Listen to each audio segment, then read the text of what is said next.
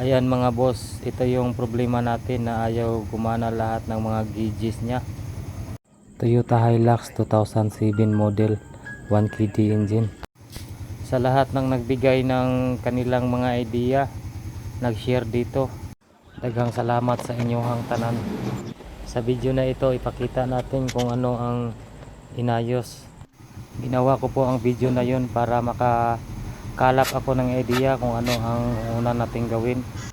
At sa lahat ng mga comment na na-receive ko, dalasan ay ito ang yung may problema.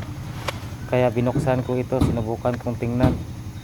Kaso ang problema, hindi ako marunong bumasa ng mapa nito. Puro under chassis lang kasi ginagawa natin. Iwan ko lang kung tama bang ginawa ko. Nisprehan natin siya ng contact cleaner.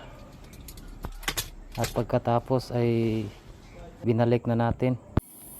At hindi mubra ang ginawa natin, kaya pinaubayan natin siya sa ating electrician. Buti na lang naka-experience na daw siya ng ganito.